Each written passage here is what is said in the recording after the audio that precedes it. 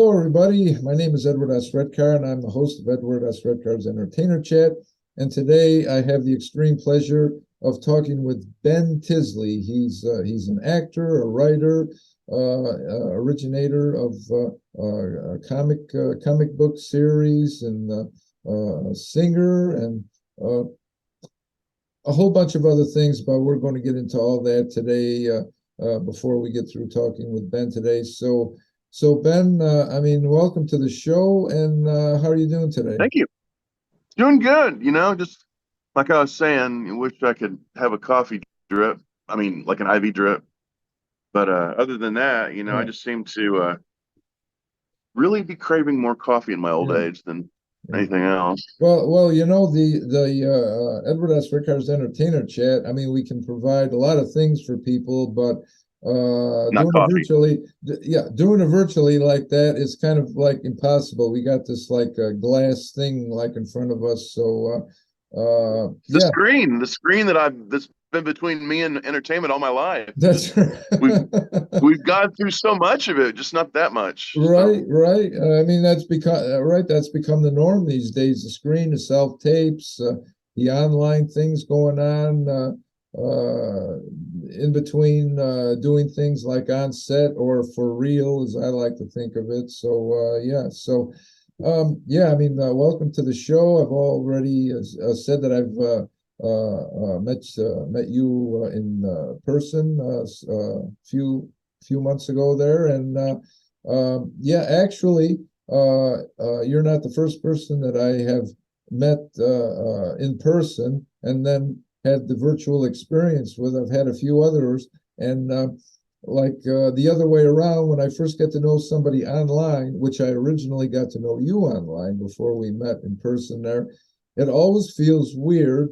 Uh, like when you first meet them in person, it's like a surreal experience. It's like, my God, the head, does it actually have a body attached to it? I've seen them so much online. And like this here is just the opposite.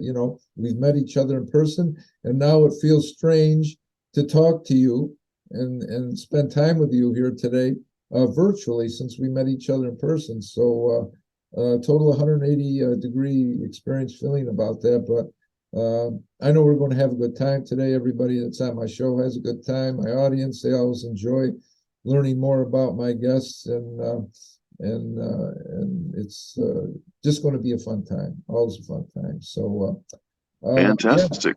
yeah. I mean, I've read a lot about you online, so many different interesting things, and um, I was just wondering.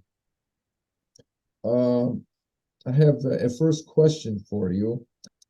Well, Right. this section right here would qualify for a blooper reel, because I have yet to bring up my cheat sheet for your questions, but I'm going to keep the tape, so-called tape, running, and I like to get the total real experience for my show. So I'm just going to The keep real experience. the real experience. So, just to show the audience that, kind of things kind of happen, like, like whether you're live or not. And of course, at this point, like the old stage phrase goes, I'm vamping right now until I get things back on track. But this is a great example of real life.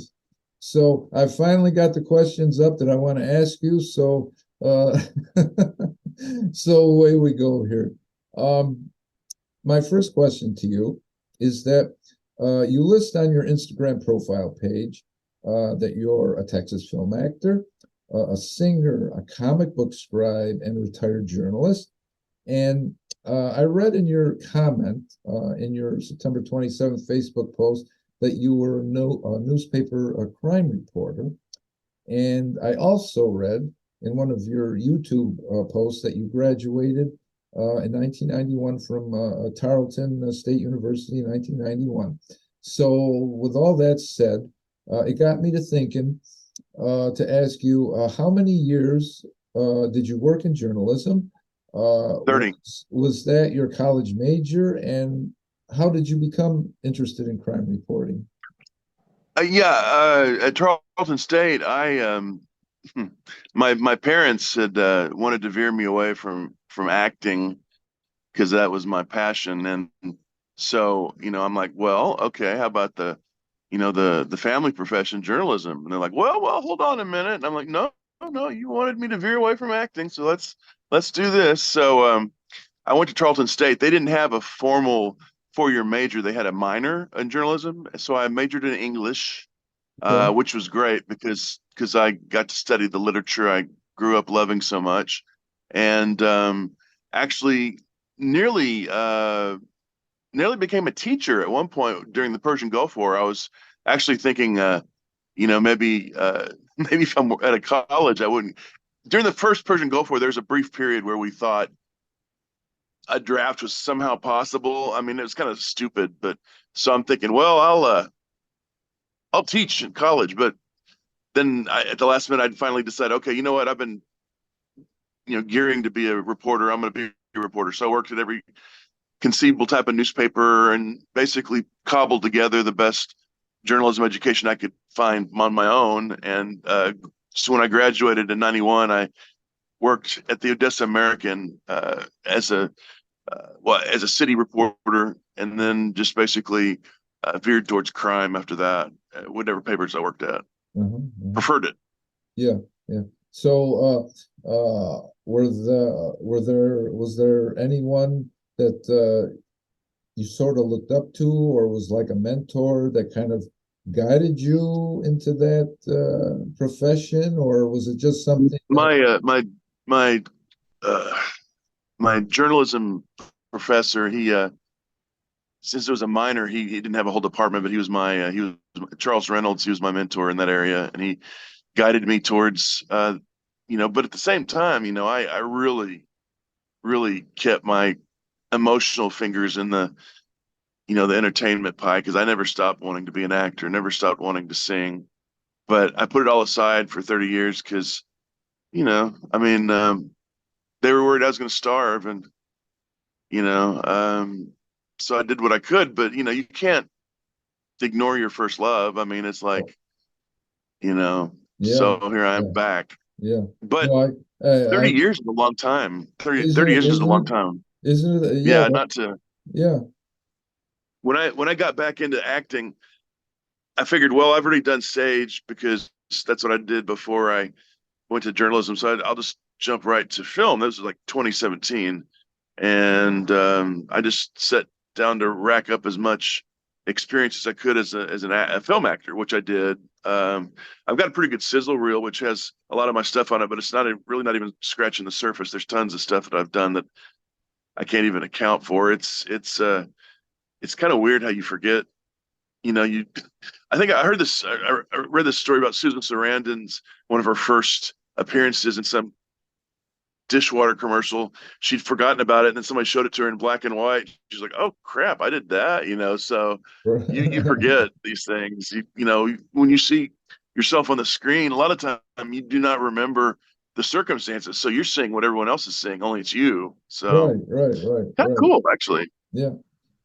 Yeah, I think a lot of us are in that position because I know I was in away from acting for for quite a few years. Got the job, did the job thing, for a long time, and like you said, you never forget your first love. You never forget your first love. So I always had You that. know, Yeah, no, because I always had that constantly in the back of my mind, and I figure, well, I'm not giving up on it, just postponing it. Someday, hopefully, the stars will align and the situation and the timing will be just right. So yeah, it's well, yeah, it's funny because the stage actors that I really admired, I still admire, and I started looking them up when I got into film acting. And they're like, "You haven't done that in 30 years." I'm like, "Yeah, I know. I'm getting back to it." I was remembering all the stage stuff and actually kind of learning. You kind of have to do your own set of ways to go about film acting. There's just because your experience is indigenous to you, not to the entire profession. So there's tons of stuff that do's and don'ts that you rack up that others don't. So it's kind of an individual experience. yeah, Yeah. Well, yeah, I mean, it's not all that uncommon for somebody in the performing industry to come back to acting with like you were mentioning, 30 years for you, and it was probably Yeah. about the same number of years for me, other actors, 20 years, and then there's other actors that they come back to acting and they're like in their 70s or 80s and they get in Yeah. film and it's like their career just like skyrockets. So I don't think Or it doesn't, and they just enjoy it. right, I right, mean, it just the joy. Like today, you wonder, wow, I'm really behind so and so. Like, well, my friend Rodney Honeycutt, he's a stage actor. He took some time off too, but he's just like he came back on stage. He's doing it gangbusters, and he's like my hero when it comes to acting. But we took two totally divergent paths, and I didn't really realize the differences in the type of acting that there were until my friend Shane Danger and I took a class in Fort Worth. It's kind of a advanced acting for stage class, and just the stuff, the techniques, from projecting, like when you're on film, it's a hot medium, so really less is more. Whereas when you're on stage, more right, is less. yeah, yeah, It's kind of a whole. I mean, it's the spirit is there, but I just didn't realize how much. So I just thought I was going to get all this advanced stuff, and I really just was learning about like an alternate tier of acting that no right, longer applies to me. right, That's yeah, now having said that, I do the Zoom stuff, which is stage acting, just from long distance, and that's still a little bit different because it's still you have to go with the microphone and all the stuff that makes more less or less more, so it's not still not quite as being on stage because so I don't know, I'm sure at some point I would love to get back on stage, but I'm just trying to rack up as much screen time as I can in the meantime. oh Screen yeah, time in the meantime. yeah, right, right, right. Well, yeah, and like myself, uh I got my training like from the stage, and so it's only like within the last 3 years that I have gotten into film. This being Through Anna Gant, or just in Anna general. Gant, Anna Gant. Also, there's a group that's on Facebook. For short, they call themselves LVSS, Loud Voices, Silent Streets, and Haven't heard of them. yeah, Actually, and most of the stuff that I've done has been referred by you. So yeah, yeah. That's you, right. That's you're where. the one that turned me on to Incarn, and so I do as much as I can with them Oh because they're yeah. probably one of the best places around to do acting. I mean, they take it seriously, but it's real Oh, quick hit, definitely. Oh, get definitely. it Yeah. down, and Yeah. Oh, none of that. I need more time, yeah. none of that crap. Right. It's like get Yeah. it or get run over. Yeah. Right. Right. Yeah. Yeah. Yeah. Miss Michelle, she's amazing. Yeah. Michelle Hawkins. Yeah. It's Penny, yeah. Penny, and those guys just Oh oh, yeah. Yeah. Yeah. Yeah. Kenya, just yeah. I was just Actually, Kenya is talking to about a film that I'm working on. I was asking his advice. He's really good with being friends with actors that he's never met in person. So oh yeah. Yeah. Well, let's see. He's come up with a film recently that they've taken to a film festival, right? I seen the one something. that Penny's talking about a lot. I Yeah. forget the name, Yeah. 13 or something like that. Yeah, that's the one. I seen that on that she posted on Facebook. Some film festival. It I need to escapes check me. that out. I haven't had a chance.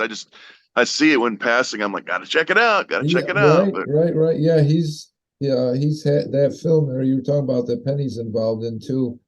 That's been taken to a film festival. So there's like nothing but great things ahead of him. But like for Incarn, you were saying, very quick turnaround. It's like boom, boom, sometimes they boom. get a hold of you like on a Sunday night or even on a Monday when they're starting Yeah, it's it's rehearsals, it's all spur of the moment. That's right? fine because Right. that's what it's about. It's That's about right. learning to do it fast and getting your That's brain right. working.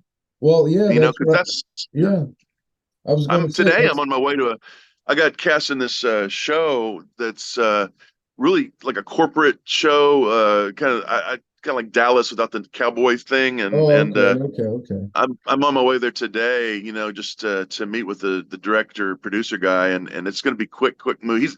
He's got an interesting deal. He actually holds a class with the cast before so there's no doubt at all what is in the director's mind when you go on in front of the camera, Right. which is probably a big, when you're moving quick, especially in this tier, a lot of the times you're not 100% sure what he's going for, but as you know, and in your bones, it's got to be what the director wants, or it's just not going to work. So, Oh, right.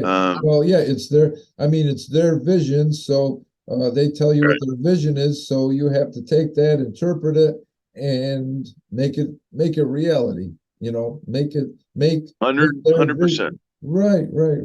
But And the problem is it's not your vision, so you have to really get your empathy up. You have to kind of know the actors around you and know what their strengths are, so that if you don't quite hit it, you can hit it close enough to maybe get you in the ballpark. oh, definitely, So it's yeah. Well, like even with a play, you approach a play, you get the same script. sensibility. Yeah. Yeah, and so, it's like that's the playwright's story. So you have to try to interpret it the way that the playwright envisioned Or it. the way the director interprets it. That's right. So there's really a double interpretation. Yeah, That's exactly. right. It's crazy cool, but it's kind of like a real life Mission Impossible. The matchstick hits the fuse, dun Right. dun dun dun dun. And you're like, And by the yeah. Da, time it da, da, gets da, there, it's da, da, da, da, showtime. da, da, yeah, right. Yeah. Yeah. No, like you were saying with Incarn, about the quick turnover. It's like I says, they might get a hold of you on a Sunday night or like a Monday night, the first night of rehearsal, and the rehearsal lasts like all week, like every night, like the same time. And But a then, lot of time it's technical stuff, not oh yeah, acting oh stuff. no, yeah. But And maybe one day for the acting stuff, and the rest of it's like, am I standing the correct distance from my throne, for instance? Yeah, they had me like this or yeah, like this, that's a good picture. so You should stay this. you should stay like that for the rest of the interview like that because you got the whole throne all encircling you like that. We can see you in all your regalness. All you need is a scepter, right? Yeah, if you got do you have a scepter somewhere off camera or No, I have a goblet. I have a goblet. I have two goblets. well, I I I'm bought drink one of I'm this drinking actually. I'm drinking from this, so you can drink from the goblet. We'll toast. You're disappeared. Do you remember when we did the New York that New York company we did Christmas, what was Oh it, yeah, Christmas Carol? Alpha NYC. Right. Alpha NYC was one of the first Zoom, the online companies, and that's where I met a lot of y'all. And I Oh bought yeah, well me a lot too. of this goblets. Yeah, there you go. There you go.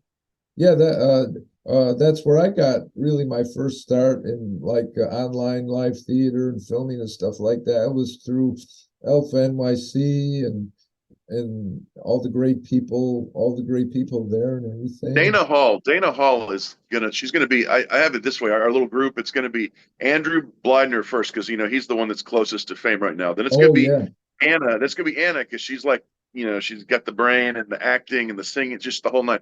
Then it's gonna be Dana, just because Dana's batting cleanup for them. Those three are going to make it. yeah. I just want to be standing as close to them as possible That's right. to get some contact fame. That's right. In other words, you want to be the cleanup batter, right? Yeah. Just get some of that leftover talent and And and on deck is Ben Tinsley, right? yeah. Well, He's like to take Anna. Anna's deal is that her response to all the success and a crushing job is to take on another crushing job. I just right, I'm I was right, like, right, wait, right, stop. right. So then you got those three batting first, second, and third in the batting order. Ben Tinsley gets up to the plate Right. and he socks a grand slam home run right in the Yeah. end. Yeah, you first started to talk when you were talking about like acting, uh, some acting classes took in the past there. So one thing that I always like to ask everybody, whether they're, actor, singer, dancer, singer, musician, whatever, how they got into what they're doing today. So I know you touched a little bit on it about acting classes and things like that. So I'll pose the question to you that I pose to everybody. It's on my show. How did you become interested in acting in the first place? Well, you know, I used to be the kid in the corner reading the comic book. That was probably the first thing that gave you a hint as to my future. But I was doing that one day. My mom's like, "Okay, I'm 9." She's like, "Okay, we're gonna go audition for the Texas Boys Choir." I'm like, "What?" I mean, I'm sure she talked to me about it before then, but you know how it is, in one ear, out the other. So I went and auditioned, and I made it in. And next thing I know, I'm going to this music basic training after school each day.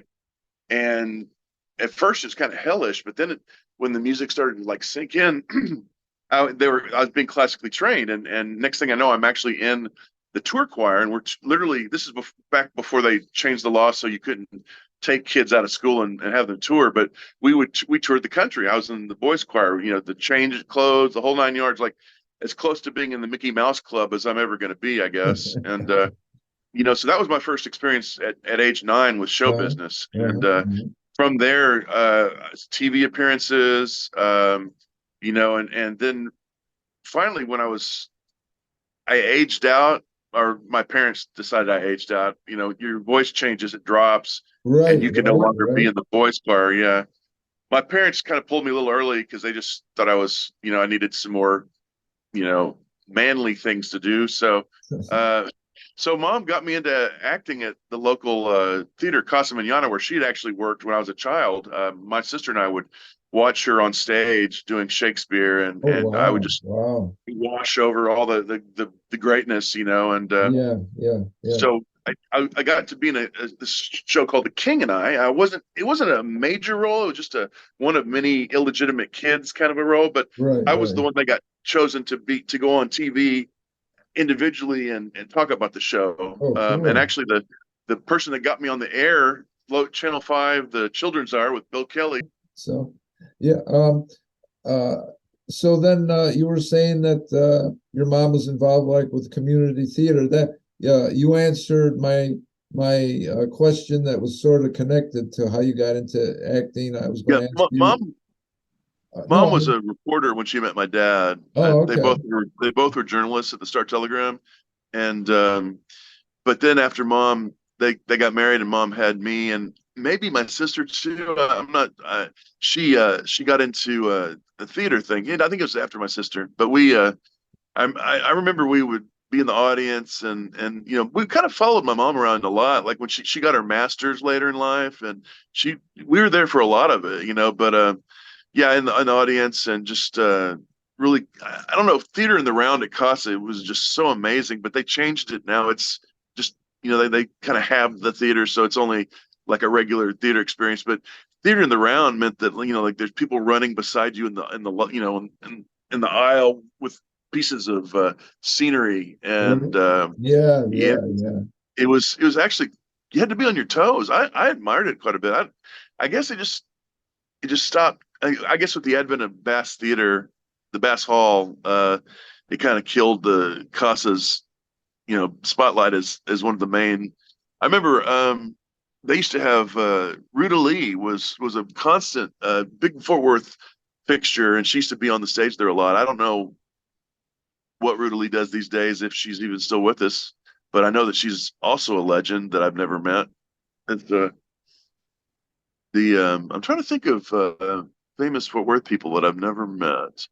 I met quite a few through as a journalist. I interviewed a lot of people, so when I went to the other side of the screen, it was a lot easier for me. But there's still stuff that I haven't done yet that I'm dying to do, Oh, and yeah, don't know yeah. if I will. I kind of wish I could go back to being 24 again and starting from there, because I'll let you on a, that's a I'll let you on a secret. Who doesn't want to be 24 again, right? well, that's true. That's true. That's true. That's true. You know what? Uh, the double combination would be to be 24 again and also to know everything at age 24 that we know now, right? That's true. That's true. That would I be like that would be like the double blow where you could really be successful in life. Be 24 years old and have the knowledge of 40, 50, 60 or whatever year old, right? I would shave my head immediately because, well, I had a lovely head of hair. I mean, the period where it was receding and I was denying it, Yeah. that was a horrible time. And You're you're it you're looked different. you're Yeah, you're preaching to the choir, Ben. You know, you're preaching to the choir. yeah. Only I didn't shave. This is all natural. It fell off all on its own. So, but Well, I didn't have it was a commitment. I had like little patches here, and right. I Yeah. just Well, and yeah. Yeah. Well, with never me, regretted it. Never yeah, regretted it. yeah. Well, with me, it started as like a circle, like right back here, and then it just kept unwinding. It got wider and wider and wider, and voila, this is what I ended up with today. So, well, I don't mind being bald because you know how much money that I've saved over the years by not going to the barber. I Quite a mean, bit, I'm sure. oh yeah, yeah. So yeah, When so my son Camden, he when he gets mad, he doesn't know why he gets mad. So I'll say, well, "What are you mad at me for, Cam?" And he goes, "Well, one, you're bald." Well, what's oh, that okay. got? Sorry about that, little It's buddy. yeah, it's like what's that got to do with the price of potatoes, right? Where's that It's just coming from? cute. It's just cute. But No. because my older son Jake, who's 28, he actually remembers me with hair, Oh, and okay, it's okay. like a different thing. With Cam, I've always been balder than bald with him. Oh, okay, So okay, okay. it's Yeah, but yeah. they're both magnificent children. So Well, that's a credit to their father, right? They uh, got actually, magnificent. it's to their respective mothers. Well, no, to Cam's respective mother. Okay. Well, I mean, each parent has a part in how kids turn out. So I think it's only fair to yourself that you take at least 50% of the credit anyway, you know? Well, with Jake, I actually got custody of him when he was a teenager, and I took him up all the way after that. So it was just him and me for years and years. Actually, from about midway through high school until he graduated, that was the night my hip went, and Oh, geez. yeah, that was fun. Um, yeah, Yeah, one of those things that you really don't know is going to happen when you're older. When my hip went, the surgery, I lost an inch and a half on one foot on one leg length, so right. Yeah, yeah, yeah. I have to wear the special shoes so that I Oh, okay. walk evenly, and then Yeah, the bald thing, and yeah, yeah, yeah. Well, I know the older that I get, I mean, I says to myself, geez, it's like, I think back to when I was like 25 or 30 years old, and it's like, man, I'm falling apart, right? Right? It's like the older you get, you think, well, geez, the older you get, things are going to get easier and this and that. And it's like, no, and right? And near not a bit. no, no, not a bit The at all. Not you you know, know, you were asking me about my crime reporting. A lot of that, I don't know. I learned a lot about law enforcement that I probably wouldn't have. That actually I ended up using later when I was actually constantly cast as either a cop or a robber. right, there So you go. There you go. Yeah. it's Well, then, right. Well, go yeah. ahead. There again, your real life experiences come in handy. Whether you're like a method actor, which uses like true experiences and true feelings, so that only supplements, like whatever method you use, that kind of just reinforces and helps you to like get to a character or a personality or situation a lot quicker. So yeah. So It's uh, interesting, like I can put on just a generic cop outfit, like just says police, or just like a Walmart. yeah. Those are really cheap. The And hollow boom, I'm a cop. yeah, the Put it Halloween, on, I'm a cop. yeah, Yeah, like Halloween. I would actually, they would assume I was a real officer. Actually, when Jake, my oldest, was in high school, a lot of his friends thought I was a police officer, even though I was just bald. Well, I that's guess bald good. people are, yeah. That Yeah, I that's guess good. it is. Right, that's good. They kept in line, and you didn't even have to do anything about it. They just seen you, and it's like, we better shut up, boy. He's going to throw us in jail for sure. So, no, no, I mean There those was photos. Yeah. there was actually a video, Operation Hope. Have you ever seen any of their movies? They're usually like uplifting stories that are done with local actors. And I was an out of control racist cop, and Oh, okay, okay. that still shows up. I mean, some people think it's real footage. It's not. Well, And that's a credit to you if they think it's real footage. That means you did your job as an actor. well, I had an old editor contact me all in a roar saying, this your portrayal is the reason people want to defund the cops. I'm like, I'm pretty sure that this one portrayal was not responsible for Right? who's defunding the cops. I hear that, but it's like Yeah, yeah, yeah, he was yeah. mad that I did a good job, so Well, whatever. you should be proud that you did a good job because people thought that was real. So that I mean that's as close to how would you say a perfect performance as possible. If people actually think that you are who you portray you are, you've done your job. So Yeah, I guess so. Just kind of weird. It wasn't the way that I always thought. Like when you grow up thinking, well, if I'm on this show, this is what will happen. It's just not. It's not the same. yeah, yeah, yeah. Well, a lot of times you perform, and maybe sometimes I don't know whether you're on a stage or film or whatever, and you think back to that day, and it's like, well, geez, I could have done this so much better, and geez, and in this part of the scene or this part of the take, I really wasn't that good. I wasn't, all there in character. But then sometimes there'll be people that are watching you, whether you're on the stage or in a film, and they really like what you do, even though you thought you didn't do that great. So a lot of times we do better than we think we do. Like they say, we're our own worst critics, right? Well, it's interesting that you say that because that out of control cop thing. We had a really bad case of sun, and I mean, I was really badly sunburned and dehydrated, and I was actually forgetting my lines because I was so destroyed by the heat. So they were calling out my lines to me one by one, and I still did a good job. So it's like it's just you just the way they put it together, just That's right. That's right. you never know the conditions you're going to be doing something. That's right. Sometimes the editors are our best friends, right? Yeah, I mean, what are they going to do? Go back and show your original performance? No, I mean, Right. right. Yeah. Well, talking about performances, original performances, I noticed on, let's see, what was it? I noticed it on a lot of your recent Facebook posts. You have like like these short videos where you like recite poetry or monologues or maybe do part of a scene. And I thought that was really interesting because each one of them is different.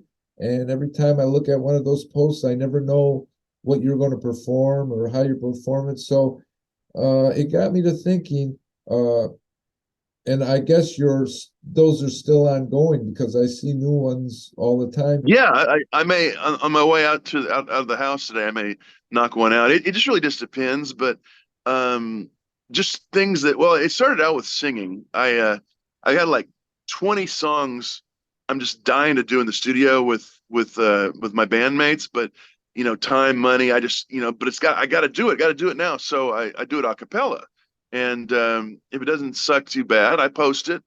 And then I'm like, well, that's not a bad position to do for love poetry. So I try to read like really inspirational love poetry.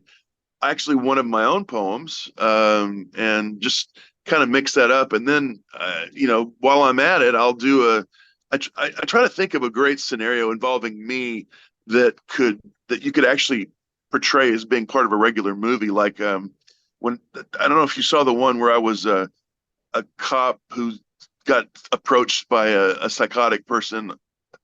I was on duty, and all of a sudden on the phone, it's, yes, hello there, Ray, how are you doing? And it's my, I was playing both parts, and it's, he's like telling me that he's kidnapped my kid Oh, and that if I don't sing for him, he'll kill the kid. And um, I managed to get Dana Hall is one of our amazing colleagues, and she hooked me up with someone who could do the voice for the cop's voice when they found the kid alive and well. And but it okay. was all me with people pitching in with their voices, and that's what just as much as you can in as little space as you can. Right, right, right, Um, right, right.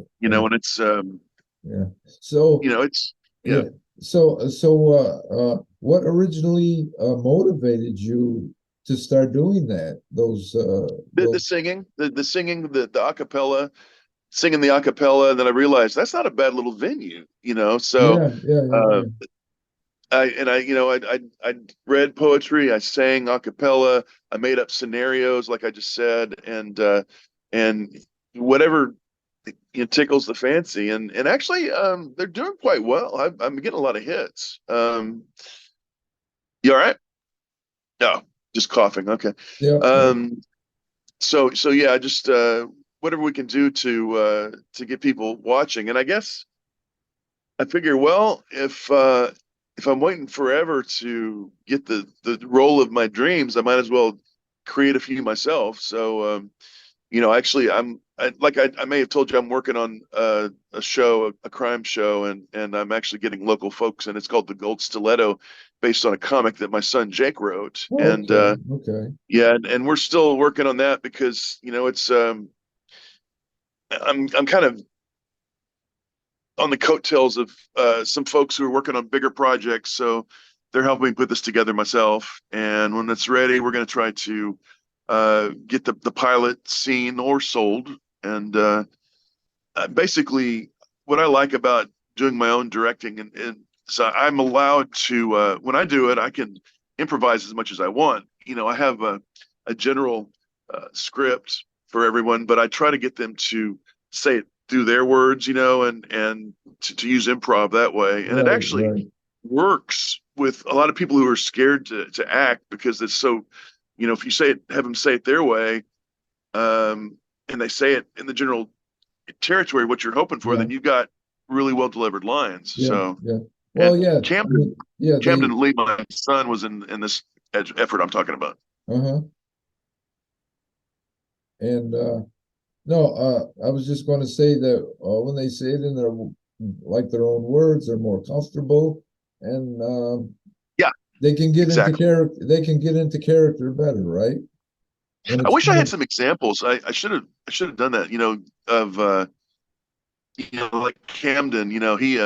We had this scene at the tombstone where his mom's dead. He's been killed, and he comes with this great idea to blame it on me to say this is your fault, and I'm like, that's actually kind of interesting because it kind of is prescient of what happens later in the script. So we'll keep it, So in a sense, if it's the lines delivered well enough, it could inform the entire show, Oh yeah, So oh you yeah, don't just say no, do it my way, yeah, let's yeah, do it yeah, your way. yeah. So Well, I think a lot of times directors like say like if an actor takes the chance and they maybe go maybe a little bit in another direction, not saying that that works all the time, but maybe the director will say, geez, that's an interesting approach.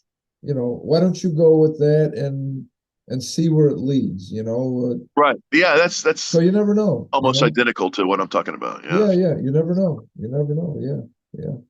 So, but it's like you've been in so many different kind of performances, online films, online theater, on location films, uh, playing the role of the inspector in the Musgrave Ritual. Both I was also in.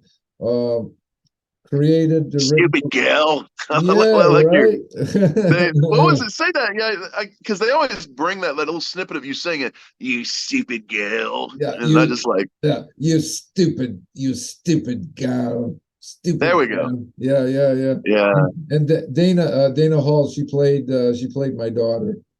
Dana Hall. She played my daughter there. Yeah, yeah, yeah.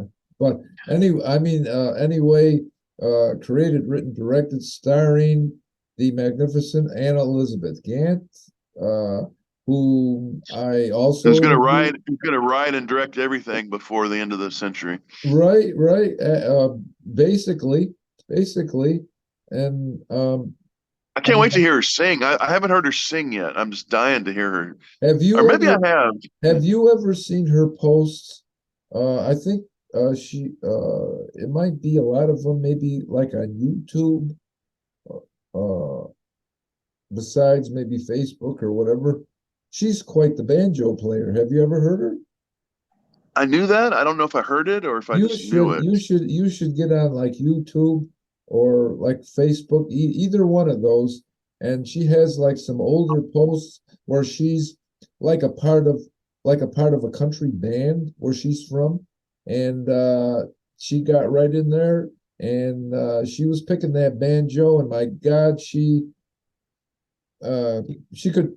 I mean, she could be on any stage anywhere. Grand Ole Opry. I mean, she is Yeah, really anytime someone tells me that, that they think I'm multi-talented, I like, no, you haven't met Anna. You know, none of us are talented compared to Anna, right? it's Hands just not down. even worthy of the title talent. No, When you, it's like every time, it's like I'm not worthy. I'm not worthy. It's like, it's interesting you mentioned Anna. We in addition to all the stuff we do in the comic book realm, my mom, would left her manuscript, manuscript, one of many behind after she died, and I'm trying to adapt it. But at first, I decided to adapt the first chapter into comic book form to see if I could get an audience going that way. Which we're just about done with that chapter. But the character, the main character, my mom's main character, with Anna's permission, we based the likeness on her. And we based the stepfather's likeness on me, and then there's just two twins, one good, one evil. Andrew Blydner's likeness on that, and then my friend Shane Danger on another character. We just you know just to see how it goes, and it's yeah. really looks good. I don't know. I just how it is. You want to make sure you do it justice. Oh yeah. Oh yeah. Oh yeah. Yeah, and with them like involved in your project there, I mean, there can be nothing but good things that come out of it. You got Andrew, Andrew collaborating like with Andrew.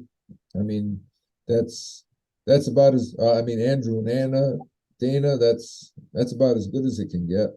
Because Yeah, yeah, like I it really said, is. not I'm not worthy. I'm not worthy. So, but yeah. Anyway, I mean, besides working with Anna, like we mentioned about the Incarn virtual theater with Michelle Hawkins uh, playing, what you had Roland Sanford and Son, and then on Yeah, recent, actually, quite a few of their, like I mean, I played a Caesar character once. That was daunting because it wasn't I forget the name. It was a Caesar like character, and I forget exactly what it was called, but I just remember it was daunting because it was the main guy, and I got to not I had a guy sawed in half at the end, which was kind of a weird ending. You know. that's yeah, that's interesting and kind of a But turn. I had I bought a wig, and it was a black wig, and it was interesting because it was off of Amazon, and it was actually made from the donated hair of many African American women. I don't know why they just couldn't do it with polyester or whatever, but they got me this wig, and I had little garland crown, and the sheet, and Yeah, yeah, yeah. practicing my cadence. I've done a few, ye oldie types. I think I remember playing uh, the lieutenant, the captain of King Herod when he's trying to get Jesus killed. Mhm, mhm, So, mhm. I had that role, and it's actually what you see in the commercials, probably the best shot in the whole film for me. I'm like, uh, why don't we why don't we just go ahead and wait until we have them in our hands and then kill them instead of killing all the babies or something like that. And yeah. Anyway, I in the way I emphasize, I go, and so I have Camden and Jake both making fun of my accent and that. oh, Now well, the it's like you know, accents or the understatement. Accents, are hard. I mean, we can listen to it in our ears and say, "Oh yeah, I can do that, no problem." But the problem comes is when we're trying to get it out of our mouth. It's like, well, this is a little bit harder than I thought it was going to be. right. So a lot. I mean, like for the Musgrave ritual, we had Anna Harvich at our disposal with the like the British accent. I don't know how many different times that I got on a Zoom call with her, and she kind of sort of gave like classes, like a one-to-one thing about, and that helped me a lot. That really helped me a lot. So, yeah, it takes more than once to hear something and then to get it out of your mouth. So yeah, no, accents are very challenging, but uh, Transatlantic. My son had to teach me that one for and actually I had that clip up on Instagram where I'm, yes, this is Klaus. How can I help you? And those are right, fun because they no one ever really spoke them except in movies. So right, right. I mean, yeah. yeah, yeah, yeah. Like a lot of times, people automatically assume in movies that people think, I mean, they speak that way, and it's like, no, this is the movies. This is like pretend. This is not the real world. It's like this is art being created. It doesn't necessarily have to reflect the real world. So, but The cool thing was I got to do this scene with Jackie Chow, who's actually my director in an earlier movie called Jackman, and I was the evil mad scientist guy, Professor Bolo. I forget the anyway. But he ended up being my subordinate in this play where I mean this show where I'm the editor of the local publication, and I just the mannerisms and the whole 1920s ism of the whole thing was pretty uh, awesome uh, to do. uh, That's uh, and one of the things that happens when you're online talking is someone else calls, and so you gotta. So pardon my constant looking. It just oh, I want to make sure we don't get disrupted by well, I mean, someone calling about a pizza.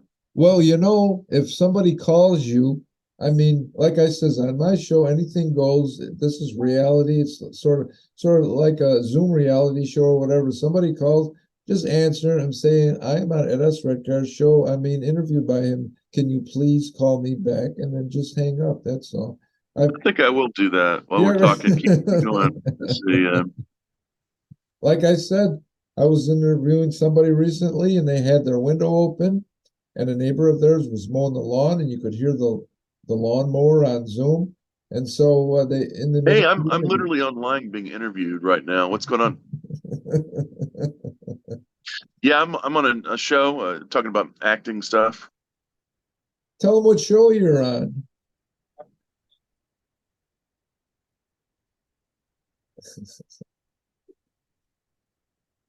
To this, okay. Let me call him after my interview, and I'll see if he can send you some.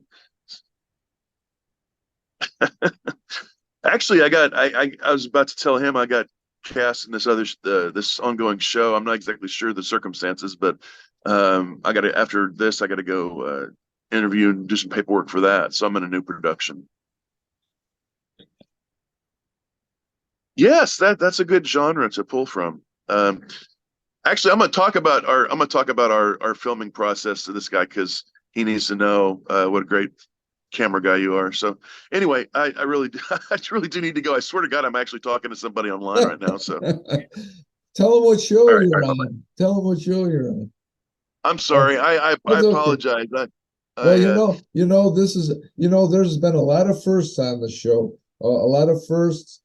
Somebody getting up to close their window so we wouldn't hear the lawnmower. people bringing their cats on, people bringing their dogs on. This is the very first time someone has ever talked on the phone during my show. So you got the honor of being the first one. Oh, okay. Well, I was just doing it because you indicated it was okay. Yeah, no, I don't. Yeah, I mean, like I said, this is a reality show. Reality happens whether we want it to or not sometimes. So, that yeah, was um that was Daniel. He's actually he was filming for the show thing that I'm working on. We actually used a lot of local actors. We would actually stop them and say, "Hey, you want to be in a movie? Here's the script," and we'd pay them, and then we'd shoot it. right, right. And so we've got it all on film now. And the problem is we need to transfer his medium to the medium that we're going to put it in because he was taking a lot of the film on his cell phone. Oh, okay, okay. So we're trying to. I can't afford to redo the Right, shooting. right, So right. Well, um, cell phones are good, and I mean the technology is amazing today because the clarity, the resolution, and you can change like the film speed on the cell phone cameras. I mean, absolutely amazing. But yeah, when you're working with a cell phone, you've only got so much memory, right? And right. then when you start to almost run out of it, like you said, you got to transfer it to something else, a laptop or whatever, where you got more memory. So yeah, no, yeah, yeah, completely get you on that one. Yeah, yeah. But well, I'll you were talking yeah. about different projects, and I noticed that you play a mafia character in this film, A Family Thing, which you posted. Yeah, it's actually an ongoing show. His name's Benny Few Words, and oddly, I have more than a few words to say. But actually, it was really fun. Recently, I was to explain an absence from the show. They had a flashback scene in which I was attacked by a couple of Irish thugs, and they wailed on my leg with a hammer. And while it Ooh, wasn't a real hammer, it did leave a lot of bruises. So, oh, um, yeah, it was a lot of fun though. I was having the time of my life until really having to get up and do it again and again and again is oh. what kills me at this age. So, That's when you don't want another take, right? It's like let's do this all in one take, right? No two or yeah. three takes, right? But like the first time, they all put too much into it, and we really went down. I was really literally Oh, tackled. And then the second time, it was against the wall. They're having to balance it out so they could get all that cool stuff in one shoot. So I'm sure it looks wonderful. I haven't seen it yet though. yeah, So yeah. Well, I guess that lends more realism. I mean, unfortunately, it lends realism to it. I mean, if you really felt the effects of what was happening, you didn't have to pretend. I mean, that was real. So I guess it can't get any more real than that with making it, believable to well, anybody that's yeah. watching. And then Yeah, when you're tackled, the stuff you say that comes out of your mouth, even yeah, when you're that improvising, is right. That could be a problem. Yeah, yeah. like Well, I think I said, "Get off of me, you bitches!" oh, okay. You know, Well, yeah, well, that's as real as you punk can get, ass. right? Just talking Yeah. fast. That's right. Well, they could tell that you weren't pretending, so you did your job. There's another example where it was real and you did your job. So, uh, another thing where you did your job, I noticed that this year in April, you played Colonel Parker in the soul of or the gospel soul of Elvis. That Yeah, still doing that actually. That's actually fast becoming a touring production. oh, cool, cool. Yeah, we're working on that right now. Okay, because I was going to The say thing, I was going to say Mark I Rios noticed. is the creator of that, and he's got this great little idea. Basically Elvis is the only constant, Yeah, and basically it's a lot of gospel stuff and rotating guests. okay, okay, Colonel, the Colonel's not a rotator. He's the regular one, but okay. um, he has different. Priscilla Presley's coming through. At one point, James Brown was there. Just really, if the performer does not suit that character, he'll create a new character to Oh, suit the okay. performer. So he Okay. that's why the sound is good. He makes sure that the vocals are quality and that Yeah, everyone kind of does a little bit of improv. yeah, yeah.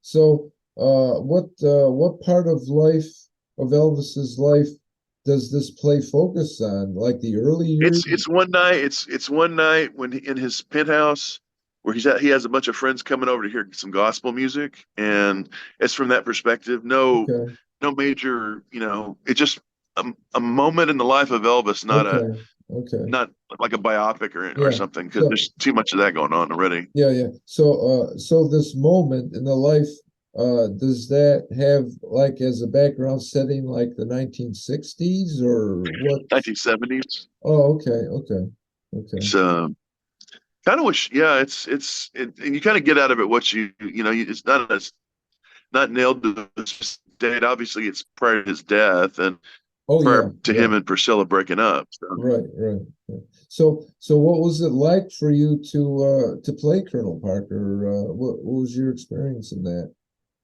well, it's a more of a cartoony version of Colonel Parker. Oh, It's okay. not, it can't quite get into Oh, okay. the anger stuff. So, Yeah, basically, yeah, I'm yeah. just up to shenanigans. Like, there's just one part we take in and out of the show, which is like where I'm passing out a an offering plate for for Elvis, instead of being in church, and actually we stopped doing that for a while because people got confused and they started actually putting money in the plate.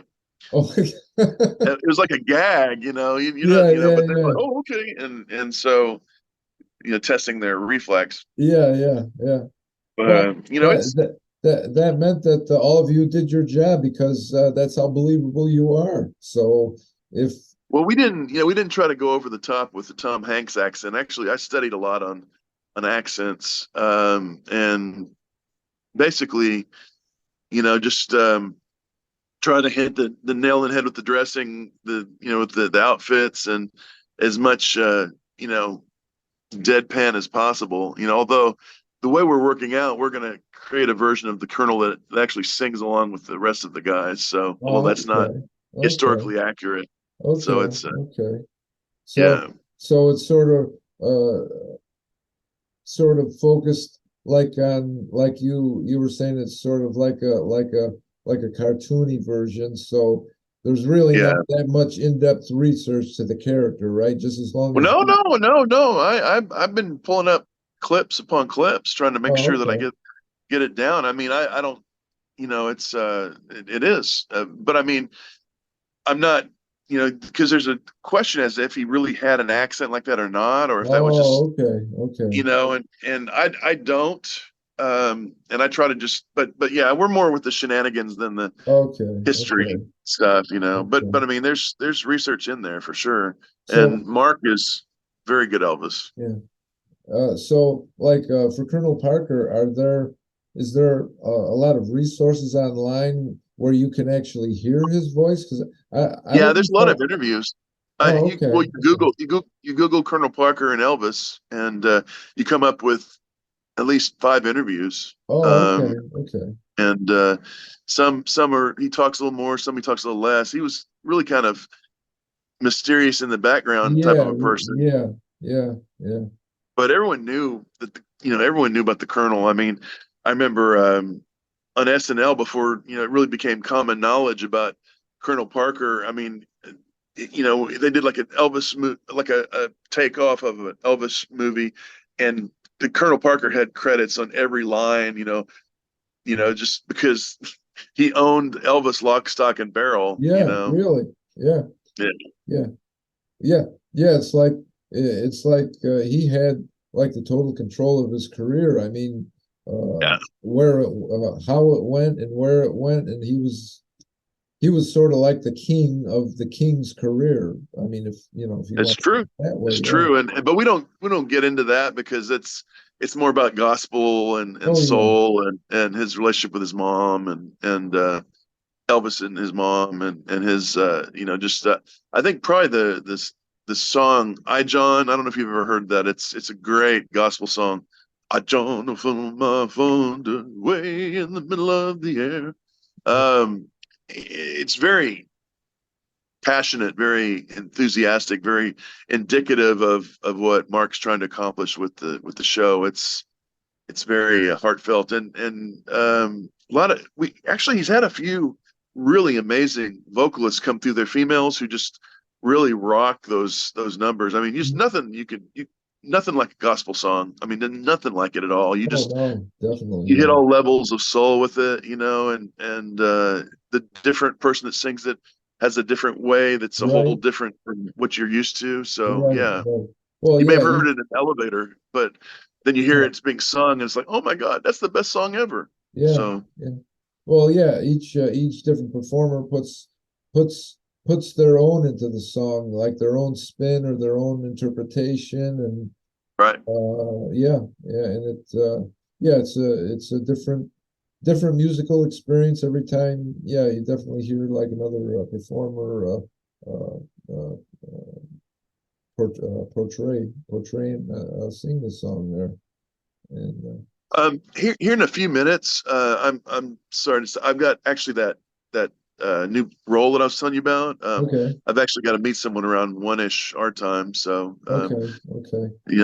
I hope I'm not cutting you short. I just No, no. Well, I'll just edit out this part where we're talking right now. So, um, if if like we can wrap it up, like I'll skip question. Would you rather I skip, or I've got three questions left. One about your mother, one about Night Owl, and the last question is about your band Ben T.O.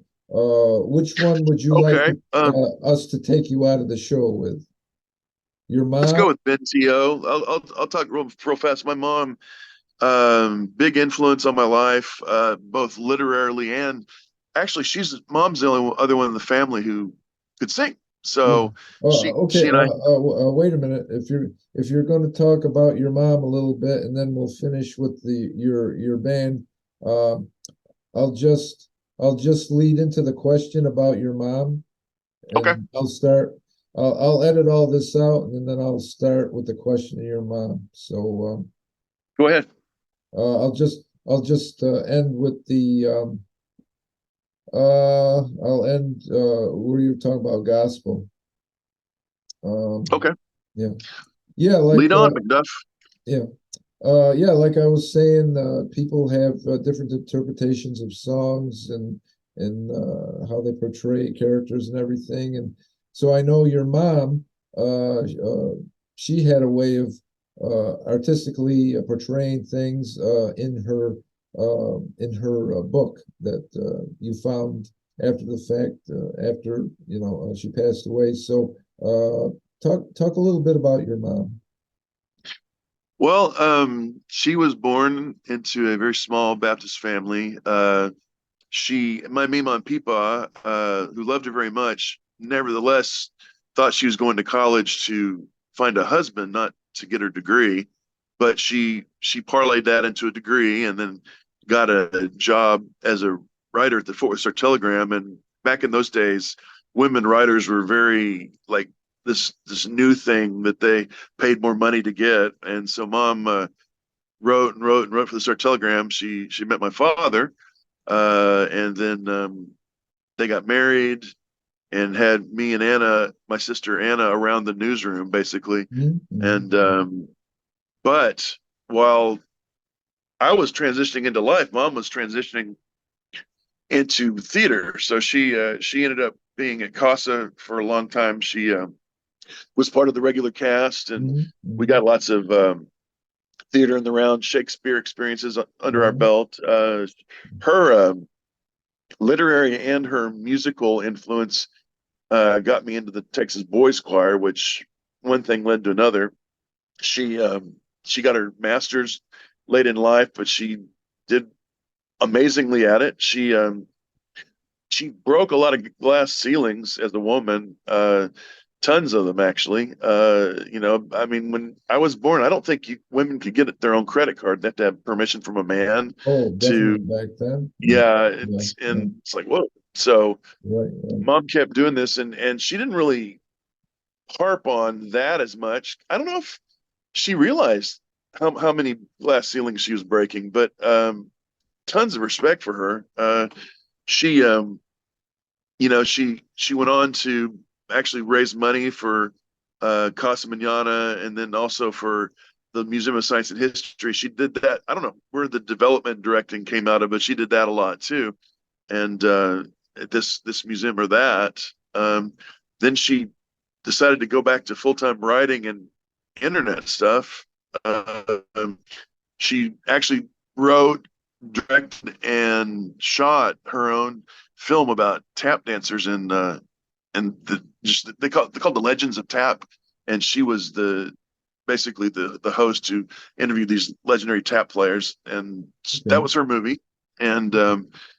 I really wish I could find a copy of it. Yeah. So And yeah, so like in later years, when she was no longer with you, you found like a manuscript. So could you yeah, sort of well, describe that when I was a kid manuscript? growing up, I would trip over things she was writing, the scripts, and she'd always Oh. like be there to go, nope, nope, can't look at this.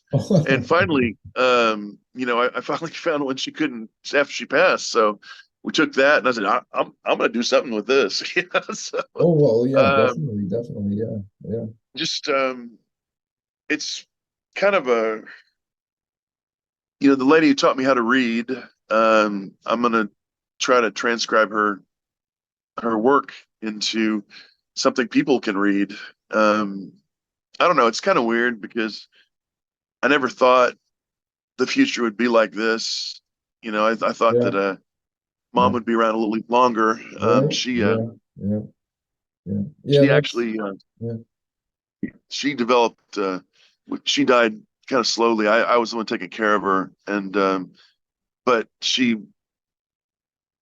was kind of dying of dementia, and I didn't have those long, in-depth conversations with her I was hoping to have, because she wasn't remembering a lot of it. So, Oh, right, I mean, right, right. she recognized me, but I mean, I don't know if she would have recognized me if I'd left for very long. Yeah, So, um, yeah, yeah, yeah. That's a lot of times that's the case with that disease, dementia. That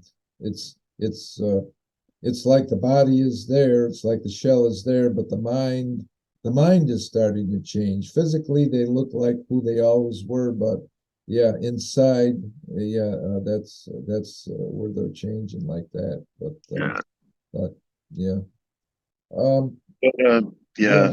yeah. But I mean, besides all that, with resurrecting your mom's script and everything else that you do, you have. I noticed that you have a band called Ben T.O., and I've seen a That's lot of short for things. Ben Tinsley Orchestra. Okay, that's I used interesting. to call it. I was going to call it BTO, but there's Bachman Turner Overdrive, so I had Right, to right. You'd come up come, with another abbreviation. you'd have a few issues dealing with renaming it that way. Right, right, Right. So right. I actually for years it was just me going in the studio with whoever I could hire, but now I've got a couple of bandmates and we're working on songs, some of which are going to go into this production that I'm working on this pilot, kind of trying to pepper each scene with a song that we've had our fingers in. It's Hmm. Hmm. I don't know if it's going to go anywhere, but I'm sure enjoying it. Well, that's the main thing. You got to enjoy what you do. If you got a passion for it and you want to do it, like with anything in life, go for it. Music, singing, Yeah. acting, whatever your thing is. So yeah. So Ben, I've really, really enjoyed talking with you today. Having met you online in virtual theater first, then meeting you in person several months ago, a couple of months ago, and now meeting you and talking with you again here on my show. It's been an extreme pleasure to talk with you. We've all learned so much more about you other than your onstage presence, and I thank you. I thank you very much for being on my show today. I appreciate it. Thanks so much. It's been an honor to be on the show. I mean, you're getting so many accolades for it. Well, It's well, gonna be thank like you. you'd be replacing Jimmy Kimmel soon. I don't know. That's Well, I guess anything's possible in the future, but we'll just hold off on that and see what happens at this point. So, all yeah, right, brother. well, yeah. So, thank you very much for being on my show, for graciously accepting my invitation, and um, I envision nothing but success and good things happening in your career musically, acting, writing, and everything else that you do. So thank you for being on my show, and thank all of you out there in YouTube Zoom land for watching my YouTube show today. Remember to subscribe and like and comment on my YouTube channel. This YouTube interview with Ben, which will be available very soon, which you're watching now, but we're recording it live today. So until the next time, everyone out there, have a good day. Take care, and we'll see you soon. Alrighty, bye bye.